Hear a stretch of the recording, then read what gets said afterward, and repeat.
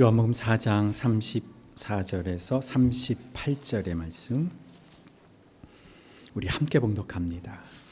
예수께서 그들에게 말씀하셨다.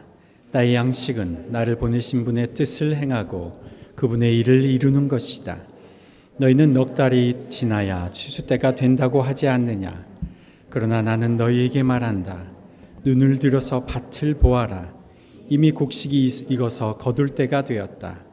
추수하는 사람은 품삯을 받으며 영생에 이르는 열매를 거두어 드린다. 그리하면 씨를 뿌리는 사람과 추수하는 사람이 함께 기뻐할 것이다. 그러므로 한 사람은 심고 한 사람은 거둔다는 말이 옳다. 나는 너희를 보내서 너희가 수고하지 않은 것을 거두게 하였다. 수고는 남들이 하였는데 너희는 그들의 수고의 결실에 참여하게 된 것이다. 아멘.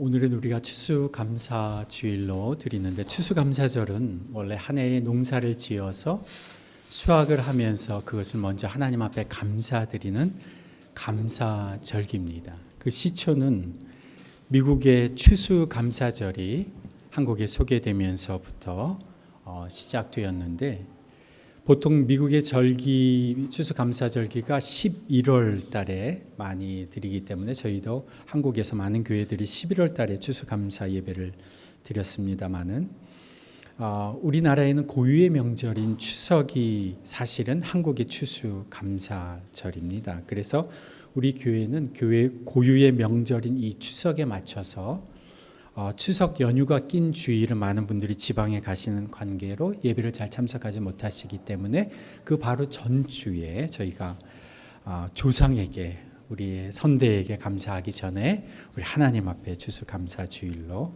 그렇게 지킵니다. 그리고 저희들이 이렇게 드리게 되는 이런 과일과 이런 것들은 대부분 우리가 이웃들과 함께 나누는 그런 절기이기도 합니다. 지금은 우리들 가운데 농사를 짓는 분들이 거의 없으시지만, 한 해를 돌아보면서 거둬들인 우리 열매가 무엇인가를 살펴보고 또 베풀어 주신 하나님의 은혜에 감사드리는 이 추수감사 주일에 우리가 이곳에서 새롭게 또 이전하게 된 것을 하나님 앞에 감사드리는 날이기도 합니다. 추수감사 주일에 감사하는 것을 참 생각해 보니까 참 너무 감사한 것들이 참 많습니다. 우리 아까 찬양을 통해서도 하나님 앞에 감사를 드리면서 또 감사의 제목들을 생각해 봤는데, 저희가 이전에도 제가 한번 언급을 드렸지만, 이전 우리 예배에 쳐서도 참 너무 감사한 곳에서 예배를 드렸고 우리 아이들이 많은 혜택을 누리면서 지내왔는데, 이것에 와서 보니까 우리가 예배드리기도 참 좋지만 우리의 어린 아이들, 우리 자녀들이 너무너무 이 공간을 좋아합니다. 그래서 언제 교회 가냐고, 그리고 교회 와서 부모들이 갈 수가 없어요. 아이들이 여기서 막 놀아서 막 점심 먹고 저녁 먹고 막 가시는 분들도 계시고, 아이들이 참 너무 좋아하는 공간, 이곳에서 또 우리가 함께 예배할 수 있고, 저희가 이렇게 좋은 공간을 또 얻은 이유 중에 하나는 우리 아이들을 위해서입니다. 우리들은, 사실 어른들은 어떠한 곳에서도 사실 예배를 드릴 수 있지만 우리 어린이들에게 최고의 장소를 위해서 저희들이 기도하면서 이곳을 오게 된 것, 참 하나님이 인도해 주신 것 너무나도 감사합니다. 요즘에 다들 바쁘게 사시느라고 가을의 정취를 잘 못 느끼고 계실 분들이 많으실까 봐 저희들이 아까 예배 때도 그렇고 이미지 사진을 오늘 하나 띄워놨습니다. 이제 정말 가을입니다. 몇 주 전에 제가 산에 올라갔더니 걷고 있는데 갑자기 나무에서 무언가 탁 하고 땅바닥에 떨어지는 소리가 들리는 겁니다. 그래서 무엇이지? 다람쥐가 도토리를 까먹고 껍질을 버리나? 그리고 가만히 살펴봤더니 산에 있는 도토리 나무에서 도토리가 익어서 떨어지기 시작하는 겁니다. 그리고 땅바닥을 잘 살펴봤더니 정말 도토리들이 여기저기 막 갓 떨어진 도토리들이 많은 겁니다. 그래서 제가 그 도토리 두세 개를 주워서 차에다 놓고 며칠을 제가 두고 운전을 한 적이 있습니다. 지금 아직 세상은 나무들은 단풍은 아직 들지 않았지만 추석을 앞둔 이 땅은 추수를 벌써 하고 있습니다. 산길에 떨어진 무수한 도토리, 밤토리, 오솔길에 떨어진 이 열매들이 지금이 가을임을 정말 우리에게 말해주고 있습니다. 그런데 마침 엊그저께 저희가 추수감사주의를 이제 준비하고 있는데 엊그저께 제가 잘 아는 지인께서 작은 소포를 하나 보내주셨어요.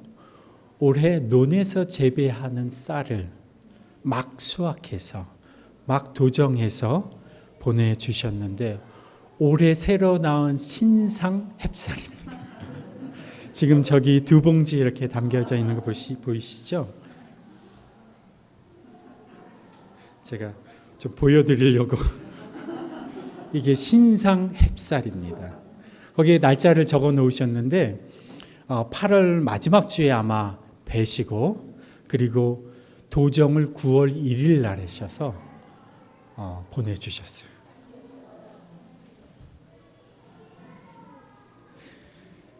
정말 이제 우리 눈에는 이제 가을인가 잘 못 느낄 수도 있겠지만 땅이 추수의 열매를 내는 계절입니다. 그런데 우리 인생에도 열매가 맺히는 계절이 있습니다. 오늘 우리가 읽은 본문을 살펴보면 이렇게 열매 맺고 추수하는 인생의 계절을 맞는 사람들을 발견할 수가 있게 됩니다. 오늘 우리가 읽은 본문이 요한복음 4장의 말씀인데 제가 이 요한복음의 4장의 배경을 간단히 제가 설명을 드리자면 지금 예수님이 계신 이곳은 사마리아 지역입니다. 요한복음 4장 앞부분에 보면 예수님께서 한 사마리아 여인과 우물가에서 대화를 나누시는 장면이 나옵니다. 이 사마리아 동네는 유대 지역에서 보면 유대 지역은 갈릴리의 북쪽에 이스라엘의 북쪽에 해당하고 갈릴리는 이스라엘의 북쪽에 해당하고 유대 지역은 이스라엘의 남쪽에 해당됩니다. 그러면 유대 지역에서 갈릴리로 올라가려면 항상 중간 지대를 거쳐 가는데 이곳이 사마리아 지역입니다. 아마 서울에서 오시는 분들 이곳 파주로 오시기 위해서는 고양시를 이렇게 거쳐서 오시는 것처럼 유대 지역에서 갈릴리로 가려면 항상 사마리아를 거쳐서 마찬가지로 갈릴리에서 유대로 가려고 해도 사마리아를 거쳐서 가게 돼 있습니다. 그런데 이스라엘 사람들은 이 사마리아를 비켜서 요단강을 건너서 이렇게 돌아가기도 합니다. 왜냐하면 이스라엘 사람들이 이 사마리아 사람들을 싫어합니다.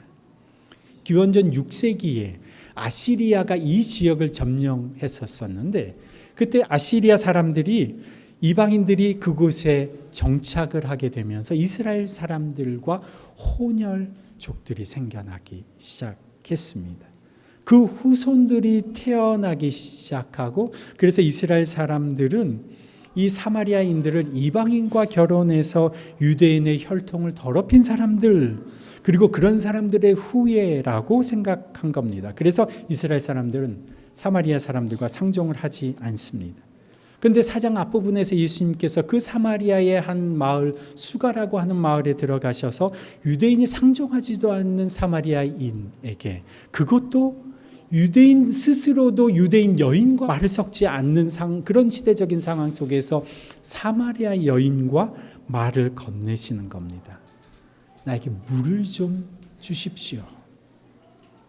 예수님께서 이 사마리아 여인에게 걸었던 이 첫 마디에 이 사마리아 여인의 반응이 이렇습니다. 선생님은 유대 사람인데 어떻게 사마리아 사람인 나에게 그것도 여자인 내게 물을 달라고 하십니까? 이 여인과의 대화 가운데서 예수님께서 여인에게 이렇게 말합니다. 이 여인은 이미 하나님을 알고 있는 사람입니다.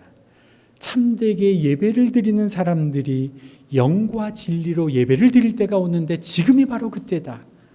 하나님이 이렇게 영과 진리로 예배를 드리는 사람을 찾으신다.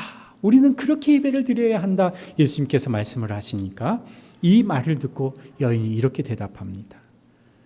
지금 말씀하시는 그 부분에 대해서 우리를 구원하시기 위해서 오실 메시아 그리스도가 오시면 정말 그 예배가 어떤 예배인지를 우리에게 잘 설명해 주실 수 있을 텐데 라고 이 여인이 예수님께 묻자 예수님이 이렇게 대답하십니다. 당신이 말하고 있는 그 그리스도가 바로 나입니다. 이 이어지는 본문이 오늘 우리가 읽은 본문으로 넘어가는데 35절을 한번 다시 읽겠습니다. 35절 함께 봉독합니다. 너희는 넉 달이 지나야 추수 때가 된다고 하지 않느냐? 그러나 나는 너희에게 말한다. 눈을 들어서 밭을 보아라. 이미 곡식이 익어서 거둘 때가 되었다. 지금 예수님께서 이 사마리아 여인과 이야기를 하던 이때 예수님께서 사마리아 지역을 방문한 때는 우리나라 달력으로 따지면 12월입니다. 사마리아 지역의 추수 때는 보통 언제냐 하면 4월입니다. 그러니까 추수 때가 되려면 12월에서부터 넉 달이 더 지나야 추수가 있을 겁니다. 그 땅에. 그런데 예수님께서 이렇게 말씀하시는 겁니다. 너희들 넉 달이 더 지나야 추수를 할 수 있다고 생각하지? 그런데 지금 상황을 봐라. 이 35절에 너희는 넉 달이 지나야 추수 때가 된다고 하지 않느냐? 그러나 나는 너희에게 말한다. 여기 부분에 감탄사가 하나 들어가 있어요. 한글 성경은 그것을 일부러 번역하지는 않았는데 제가 그 부분을 감탄사를 한번 넣어서 제가 다시 한번 읽어보면 이렇습니다. 너희는 넉 달이 지나야 추수 때가 된다고 하지 않느냐? 그러나 나는 너희에게 말한다. 우와, 눈을 들어 밭을 봐라. 이미 곡식이 익어서 거둘 때가 됐다. 우와, 이 추수를 기다리는 이 열매들을 보지 못하는 거냐? 지금 당장 거두어 드려야 할 이 곡식들이 지금 추수를 기다리고 있는 이 밭을 지금 보지 못하는 거냐? 이렇게 말씀하시는 겁니다. 이 예수님의 말씀을 듣고 제자들은 지금 어리둥절해 있는 거죠. 아니, 지금 사마리아 지역에 주로 나는 포도나무, 주로 나는 올리브 나무는 넉 달이 더 지나야 열매를 맺기 시작하는데 아직 넉 달을 더 기다려야 하는데 지금 무슨 말씀을 하시는 거지? 무슨 열매를 지금 수확해야 한다고 지금 저러시는 거지?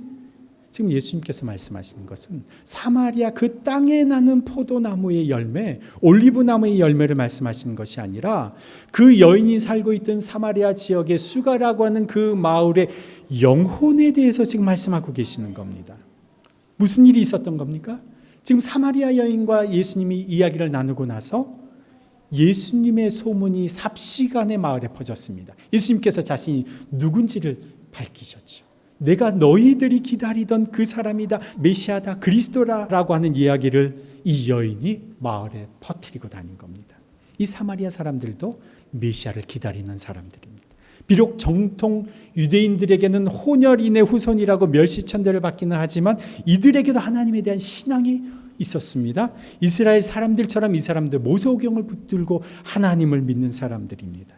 이들도 하나님이 보내시는 그 메시아 그분이 오시면 우리의 천대받던 우리의 상황과 환경을 주님께서 바꿔주실 거야 라고 기다리고 있었던 사람들입니다. 그런데 자신들이 기다리고 있던 그분이 바로 나타났다고 하시니까 그 예수님을 소개하는 그 여인의 이야기를 듣고 그 예수님이 그 여인에게 5번이나 결혼을 했고 지금은 그것도 다 실패해서 동거하고 있다는 사실을 정확하게 짚어내신 그 예수님이 정말 메시아이신가를 한번 알아보고 싶어서 예수님께 사람들이 찾아가기 시작한 겁니다.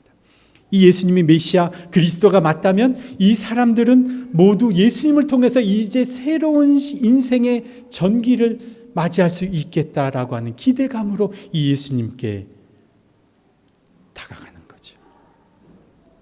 예수님이 말씀하신 추수는 바로 이 영혼들에 대한 것이었습니다. 영혼을 영원한 그 생명의 나라로 추수하는 그것에 대해서 말씀하신 것이었습니다. 이 사마리아인들이 예수님의 눈에는 추수해야 할 곡식 영혼들로 보였던 겁니다. 지금 예수님이 어디 계십니까? 사마리아에 계십니다. 지금 이때는 언제입니까? 12월입니다.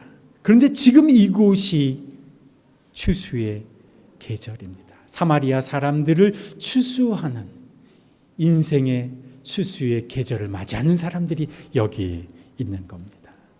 그래서 39절에서 42절을 우리 함께 봉독하시면 그 동네에서 많은 사마리아 사람이 예수를 믿게 되었다. 그것은 그 여자가 자기가 한 일을 예수께서 다 알아맞히셨다고 증언하였기 때문이다. 사마리아 사람들이 예수께 와서 자기들과 함께 머무시기를 청하므로 예수께서는 이틀 동안 거기에 머무르셨다. 그래서 더 많은 사람들이 예수의 말씀을 듣고서 믿게 되었다. 그들은 그 여자에게 말하였다. 우리가 믿는 것은 이제 당신의 말 때문만은 아니요. 우리가 그 말씀을 직접 들어보고 이분이 참으로 세상의 구주이심을 알았기 때문이요. 그들이 먼저는 예수님을 찾아왔습니다. 그리고 나서 그들은 예수님의 말씀을 듣고 나서 예수님을 어디로? 자신들의 마을로 모셔갑니다. 그리고 예수님을 거기에서 이틀을 더 머무르게 하면서 예수님의 말씀을 들었습니다. 그래서 많은 사람들이 예수님의 말씀을 직접 듣고 처음에는 사마리아 그 여인의 이야기를 듣고 예수님한테 찾아왔지만 예수님의 말씀을 직접 듣고 더 많은 사람들이 예수님을 믿게 됐습니다. 그들의 영혼이 이제 하나님의 그 영원한 생명의 곳간에 거둬들이게 된 것이죠. 수가라는 마을에 추수 때도 아닌 12월에 추수가 일어난 겁니다. 그런데 이 사장에 보면 예수님께서 여기서 이틀을 더 머무르시고 예수님은 이제 북쪽 갈릴리로 올라가셨습니다. 갈릴리는 예수님이 많이 생활하셨던 고향 땅과 마찬가지입니다. 갈릴리에서도 예수님은 병자들을 고쳐주셨고 예수님을 환영하는 사람들도 있었지만 이틀 전 사마리아에서와는 사뭇 다르게 예수님이 말씀을 하셨어요. 이 갈릴리에서 예수님께서 4장 30절에 이렇게 말씀하십니다. 예언자가 자기 고향에서는 존경을 받지 못한다. 예수님이 존경을 받지 못하셨기 때문에 이런 말씀을 하셨죠. 그리고 이렇게도 말씀하셨습니다. 너희는, 거기서 물론 기적을 행하셨어요. 그런데 너희는 표징이나 기이한 일들을 보지 않고는 결코 믿으려고 하지 않는구나. 갈릴리는 조금 전에 영혼의 추수를 마친 사마리아와는 완전히 다른 계절을 살아가고 있는 도시입니다. 사마리아는 추수할 곡식이 가득한, 그런 영혼들이 가득한 가을의 계절이었는데 갈릴리는 봄도 여름도 아닌 황량한 겨울을 보내고 있었던 것이죠. 동시대를 살아가고 있고 지역적으로 위아래로 접하여 살아가고 있음에도 불구하고 왜 이런 계절의 차이가 있는 것일까? 사실 예수님이 어디를 가셔도 어느 곳에 계셔도 그곳에서 기적을 행하실 수 있고 병을 고치시고 영혼을 구원하실 수 있는 분이십니다. 그런데도 예수님은 그곳 사람들의 상태를 느끼고 계신 겁니다. 갈릴리에 가신 이 때를 똑같이 기록한 마가복음 6장 5절에서는 예수님의 그 마음을 이렇게 기록해 놓았습니다. 예수께서는 다만 몇몇 병자에게 손을 얹어서 고쳐주신 것밖에는 거기서는 아무 기적도 행하실 수 없었다. 그리고 그들이 믿지 않는 것에 놀라셨다. 성경이 이렇게 기록되어 있는 것이 저는 굉장히 놀랍습니다. 예수님이 하실 수 없는 일이 없는데 성경이 이렇게 기록합니다. 거기서는 아무 기적도 행하실 수 없었다. 그리고 그들이 믿지 않는 것에 예수님이 놀라셨다. 지금 갈릴리와 사마리아, 무엇이 이런 차이를 만들어낼까요? 그것은 사마리아 사람들은 예수님을 향한 기다림과 갈망이 있었습니다. 그리고 그들이 예수님께로 찾아 나왔습니다. 그들이 예수님을 받아들이고 모셔드렸습니다. 그들의 영혼이 자신을 구원하실 구세주 그분을 만나고 싶어서 기다리고 있었던 것입니다. 그래서 그들이 예수를 만나기 위해 찾아오는 그때가 바로 그들의 영혼의 추수 때가 되는 겁니다. 예수님이 그들의 영혼을 곳간에 영원한 생명의 곳간으로 생명의 나라로 거둬주시는 거죠. 하나님의 자녀 삼아주시는 거죠. 하나님의 백성으로서 영생을 누리게 해주시는 거죠. 그래서 영혼의 추수는 언제 일어나는가? 사람들이 갈급한 마음으로 주님께로 나아갈 때 그곳에서 영혼의 추수함이 일어나는 겁니다. 그곳이 추수의 계절이 맞게 되는 겁니다. 그래서 35절에 곡식이 익어서 거둘 때가 되었다. 그때가 언제입니까? 우리가 간절한 마음으로 사람들이 예수님께 나오기 시작하는 때입니다. 그런데 예수님을 배척하는 그곳은 추수 때와는 거리가 멉니다. 그곳에서는 예수님조차 기적을 행하실 수가 없다고 말합니다. 왜냐하면 예수님은 한 개인 한 개인의 인격을 존중하시기 때문에 그 사람들이 자신을 받아들이지 않고 자신에게 나오지 않을 때 그들의 영혼의 문을 부수고 들어가지 않으십니다. 예수님은 인생의 문을 닫고 있는 사람들에게 문을 부수고 쳐들어가지 않으십니다. 엄밀히 말하면 아무것도 하실 수가 없는 게 아니라 엄밀히 말하면 들어가시지 않는 겁니다. 왜냐하면 예수님이 그렇게 들어가시면 그 사람의 인격이 다치기 때문에, 그 사람이 다치기 때문에, 그 사람이 열기 전까지는 예수님께서 기다리고 계신 거죠. 그러나 마지막 때에 예수님 모든 영혼의 닫힌 문들을 활짝 열어놓으실 때가 올 겁니다. 그때는 심판의 때입니다. 그때는 아무도 숨을 수가 없습니다. 거부할 수가 없습니다. 그때는 예수님이 왕으로서 주인으로서 들어가시죠. 그때가 심판의 때입니다. 우리가 마음을 열어놓고 주님께 갈급한 마음으로 나아가는 그곳에 영혼의 추수가 있는 겁니다. 제가 사람들을 만나면, 사람들을 대해보면, 제가 이전에도 많은 직장에도 신방을 가보고 가정에도 신방을 가보면, 요즘에는 신방을 받는 사람들이 많지는 않습니다만은 신방을 가서 보면 그 사람들의 마음 상태가 저에게 고스란히 느껴집니다. 정말 하나님에 대한 갈망으로 예수님이 오늘 나의 상황 가운데서 어떻게 나에게 말씀하시고 나를 어떻게 인도하여 가시는가에 대한 그 궁금증과 갈망을 가지고 목사님 우리 집에 와서, 우리 가정에 와서, 우리 직장에 와서 예배를 드려주십시오 라고 저를 초대하시는 분과 직분이 있어서 장로고 구역장이고 타이틀이 있어서 할 새 없이 목사님 한번 모셔서 예배를 드려 안 할 수는 없어서 목사님 와서 한번 예배 드려 주십시오 라고 하는 사람과는 들어갈 때부터 제가 느껴지는 게 있습니다. 예수님께서 우리 한 사람 한 사람의 인생을 얼마나 극진히 사랑하시고 존중해 주시는데 우리가 때로는 그 예수님이 그 영혼의 추수때를 위하여 기다리고 살펴보고 계신데 우리는 전혀 예수님에 대해서 생각하지 못하며 살아갈 때에 우리는 예수님의 추수의 때를 전혀 경험하지 못하며 살아가는 인생들이 무수히 많다는 거죠.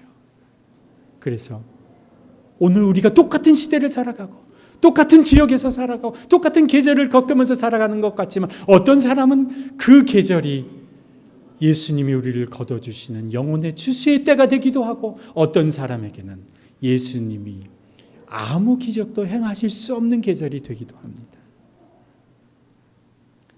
그런데 오늘 본문에서 우리를 곰곰이 생각하게 만드는 구절이 한 구절이 있습니다.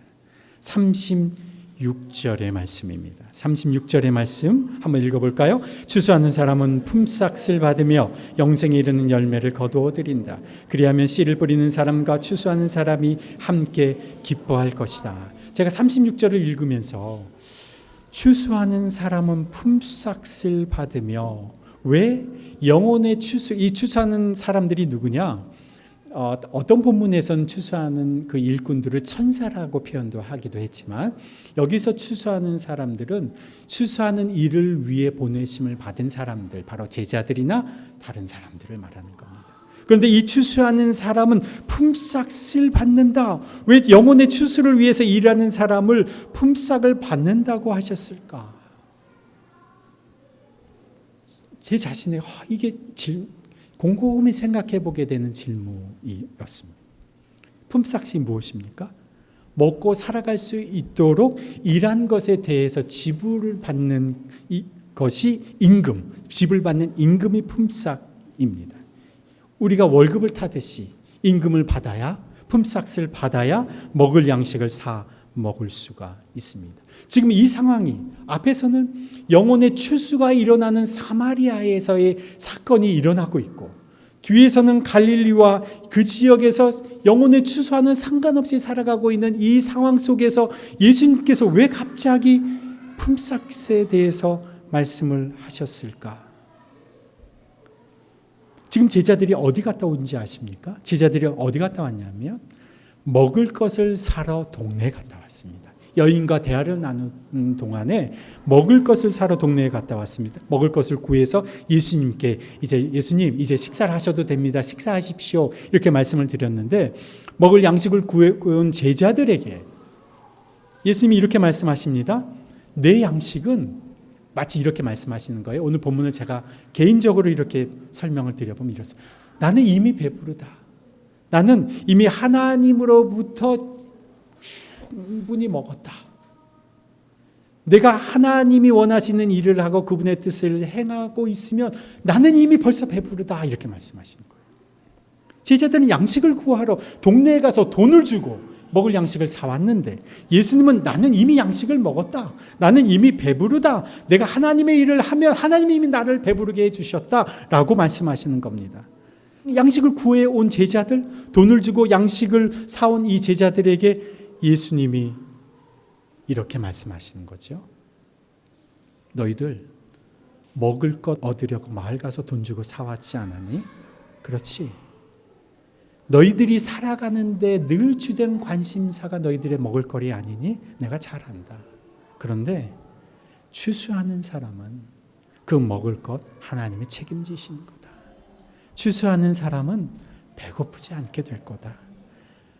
네가 먹고 살기에 충분한 임금을 하나님이 제공해 주시기 때문에 나를 위해서 일하는 사람은 결코 굶주리지 않는다. 내가 너희들 임금을 다 보장해 준다. 예수님이 이렇게 말씀하시는 겁니다.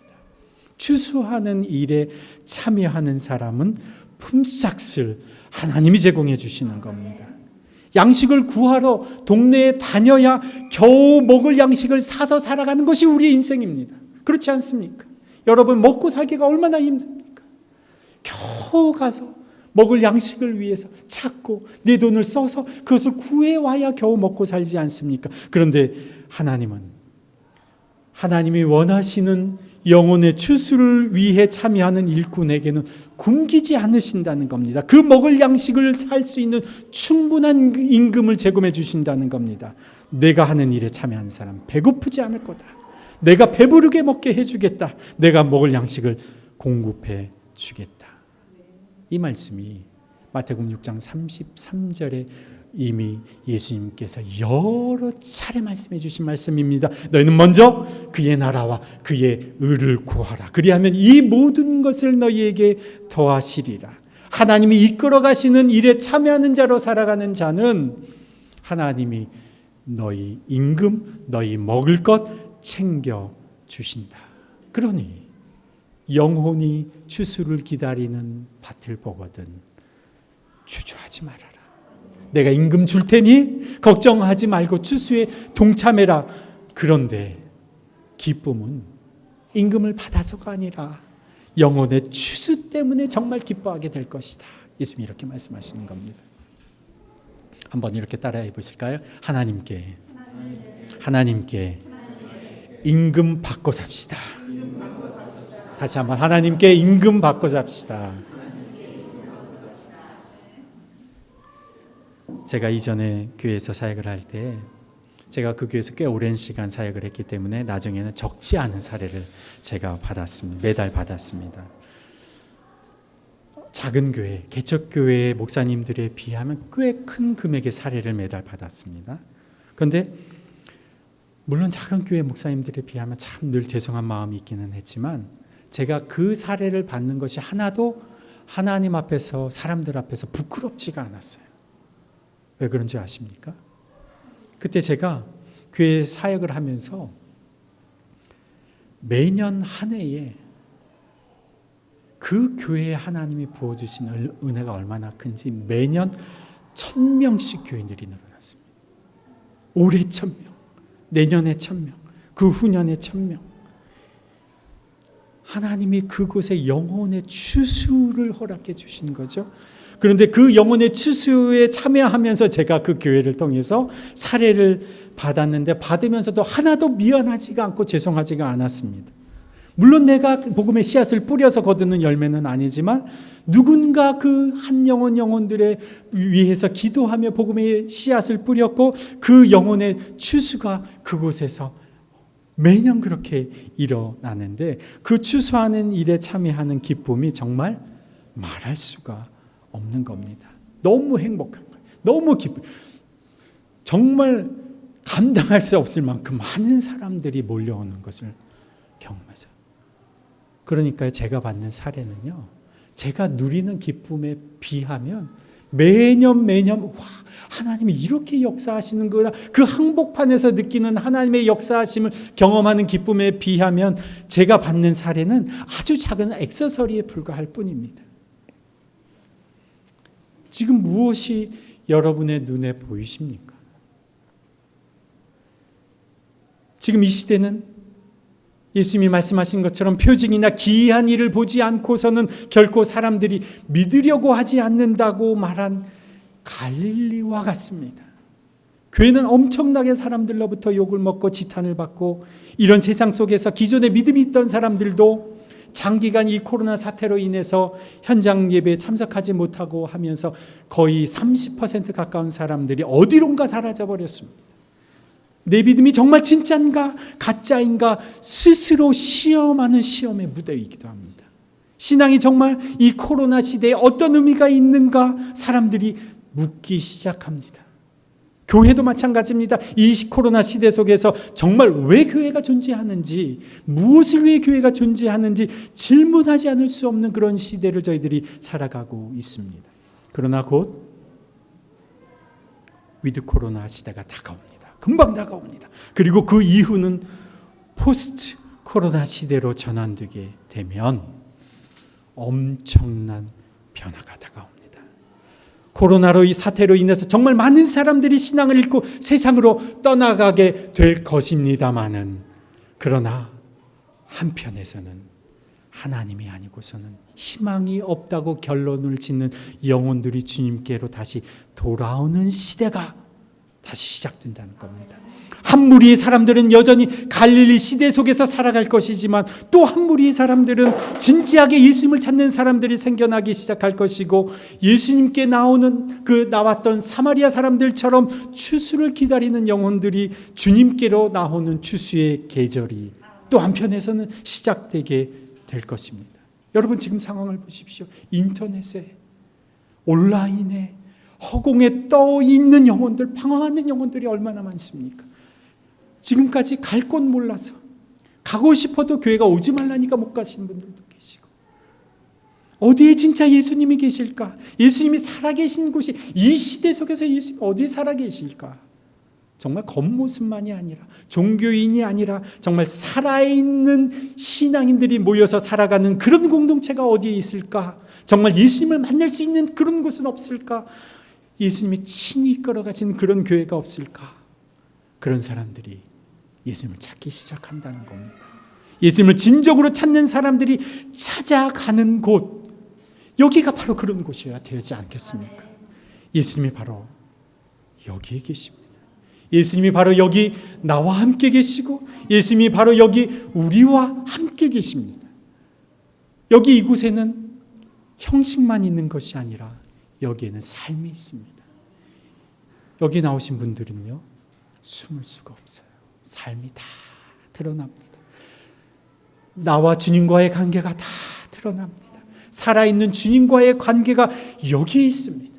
주님과의 임재를 여기서 경험할 수가 있습니다. 먼저 여기 계신 우리들이 그 예수님을 가까이 만나야 합니다. 그 예수님을 붙들어야 합니다. 그 예수님과 친밀한 교제를 나누어야 합니다. 왜냐하면 영혼의 추수가 이제 곧 시작될 것이기 때문에 그렇습니다. 이 영혼을 추수하는 일에 누군가 참여하는 사람이 필요하기 때문에 그렇습니다. 오늘 우리가 세례식을 하지 않습니까? 우리 조경훈 형제의 영혼을 주님께서 이제 하나님의 그 영원한 생명의 곳간으로 추수해 주시는 날입니다. 여러분 눈을 들어서 밭을 보십시오. 휘어져 추수해야 할 영혼들이 어디에 있는지 살펴보십시오. 이미 추수의 계절은 시작되었습니다. Open your eyes. Lift up your eyes. 시대를 보십시오. 사람들을 보십시오. 추수의 계절, 영혼의 추수가 지금 이미 시작되었습니다. 그렇기 때문에 먹을 양식 때문에 걱정하지 마십시오. 주님의 일에 참여하는 자는 주님이 여러분의 임금을 제공해 주실 겁니다. 받아도 하나도 부끄럽지 않게 될 것입니다. 받는 자나 주시는 분이나 모두 함께 기뻐하게 될 것입니다. 그 결과가 오늘 우리가 읽은 본문의 40절에서 42절의 말씀입니다. 사마리아 사람들이 예수께 와서 자기들과 함께 머무시기를 청하고 예수님께서 이틀 동안 거기에 머무르시면서 많은 사람들이 예수님을 믿게 되었습니다. 그들이 고백합니다. 우리가 믿는 것은 이제 당신의 말 때문만은 아니요, 우리가 그 말씀을 직접 들어보고 이분이 참으로 세상의 구주이심을 알았기 때문이요. 이 사람들이 모두 예수가 구주이심을 고백하는 사람이 된 겁니다. 영원한 주님의 생명의 나라로 추수가 된 겁니다.